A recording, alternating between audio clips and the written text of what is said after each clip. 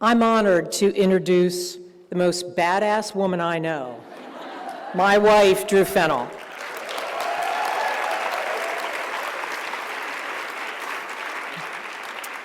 As Executive Director of the ACLU, as Executive Director of the Criminal Justice Council, as Governor Markell's Chief of Staff, she was indeed a badass. A few examples.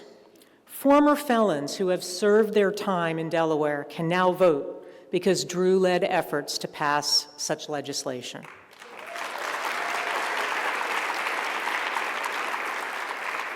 Spanish speakers can still get governmental help in Spanish because Drew led the effort to defeat English-only legislation introduced after anti-immigrant sentiment in the wake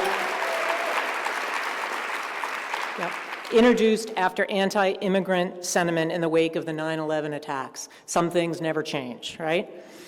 LGBTQ Delawareans can't be fired, denied service in restaurants or in any public place, denied housing or denied insurance because Drew led a 10-year effort to pass non-discrimination legislation.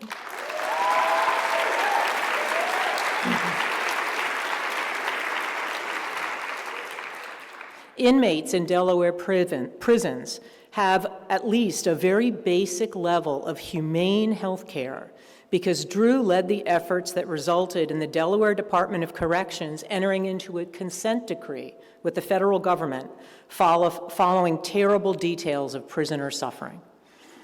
At least 27 people who were in prison for life because of Delaware's 3 strikes law are out of prison or are resentenced with a second chance because Drew led efforts to pass legislation reforming Delaware law.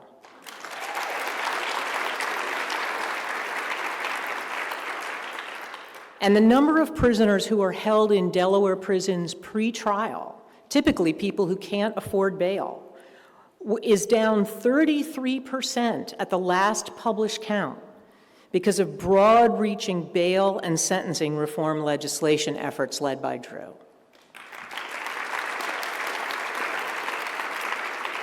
And these are just a few of Drew's professional accomplishments, but I want to talk about what makes Drew Drew. While Drew was Governor Markell's deputy chief of staff, she was diagnosed with breast cancer. Following major surgery, she, of course, immediately went back to work. She worked through chemotherapy. And during chemotherapy, she got up each day, threw up, put on her wig, and went to work. And she said at the time that she was never going to get another chance to do such important work from such a position, and she wasn't going to waste one day of it. And if that isn't badass, I don't know what is.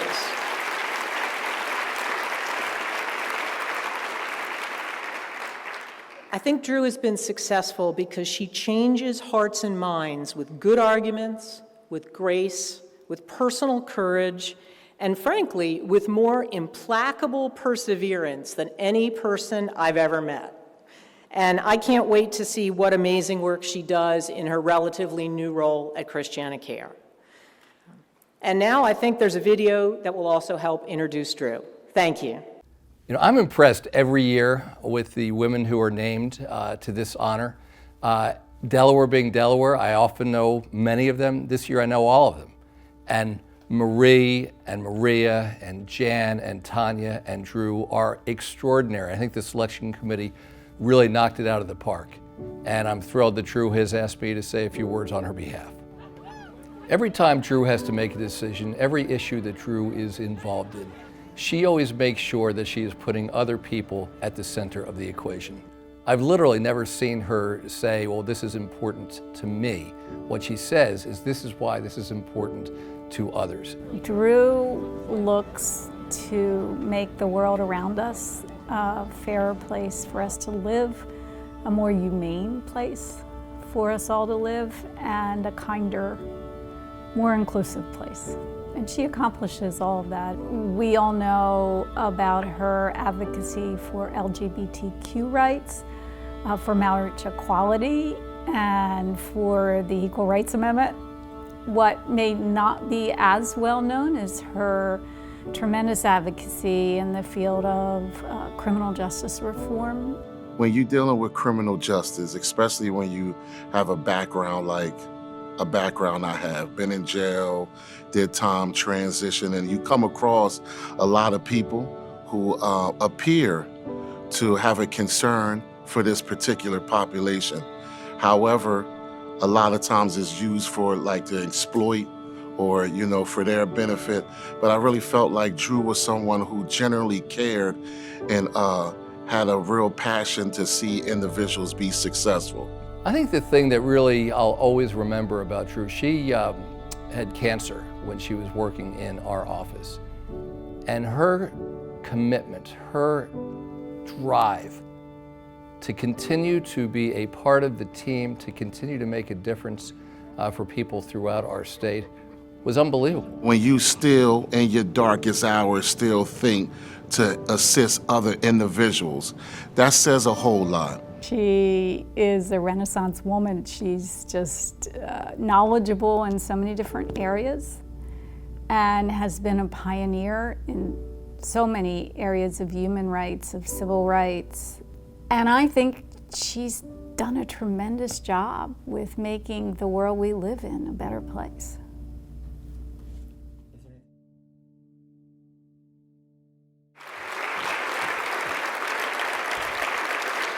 You can just...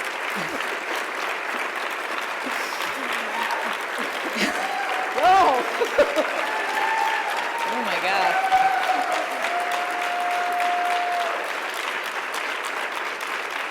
Okay. So for your pioneering work in LGBTQ rights and criminal justice reform and so much more, Drew Fennell, please join us, and you are already here, to accept this award and be inducted into the Hall of Fame of Delaware Women. Thank you. I tried to save a little time by walking up early. So I just want to thank everyone here. Thank you, Lisa. Thank you, Granville. Thank you, Kathy. Thank you, Jack. And thank you, Jackie and Melanie and everyone who put this evening tonight, and of course, Governor Carney and the first spouse. I gotta love that. And I want to congratulate my dear, dear friends, Tanya and Jan and Maria. And to Maria Swijeski, whom I've admired from afar for many years, congratulations too. But most of all, really, to Blanche Williams Stubbs, whose legacy we all benefit from today. You know, we're here tonight celebrating women's leadership because of the work of people like her. And, you know, and good for her for standing up to Alice Paul. I learned that tonight. That was a shameful moment in the history of feminism, and good for her.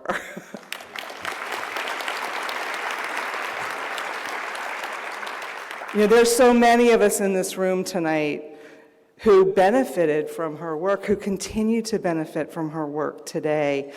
People like me, Jan, others, who a generation ago, we literally could not have held the roles we hold today.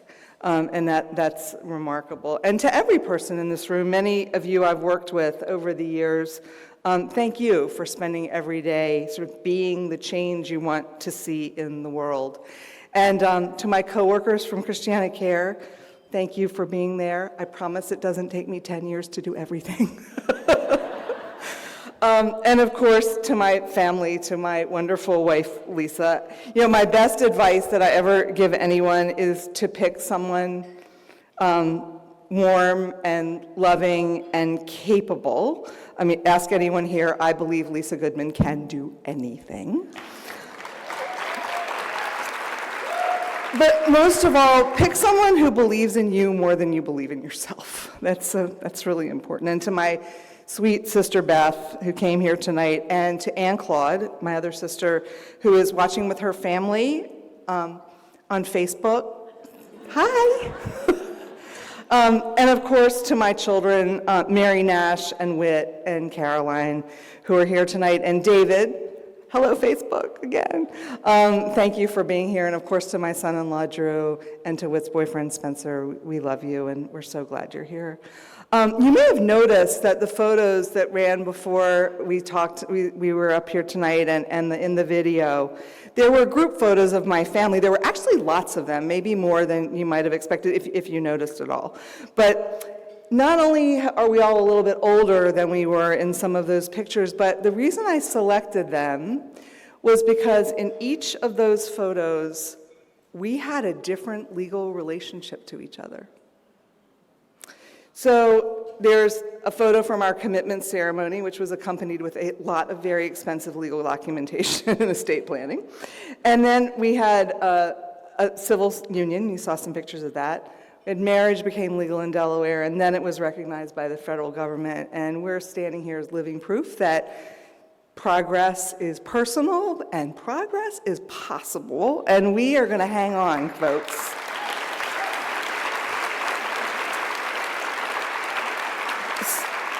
So my dad was a wonderful guy, and he died young, 42, and I was only 20. And I thought at the time, you know, that's a little dry up short. Two things I want in my life. One is I really, really, really wanted children, so thank you to the four of you. And I wanted to leave the world a little better than I found it. And Granville Brown texted me a photo the other day that said, it doesn't matter whose fault it is, if something's broken, it's your responsibility to fix it. And that is something my dad used to always say. And it reminded me so much of the lessons I've learned and that I hope I've passed on to my children and that I hope I've shared with all of you, especially right now, especially today. There's so much finger pointing, and it seems even worse. There's a lot of who me, I didn't do it, I didn't break it, I'm not responsible. We're not doing that anymore. At Christiana Care, our values are love and excellence.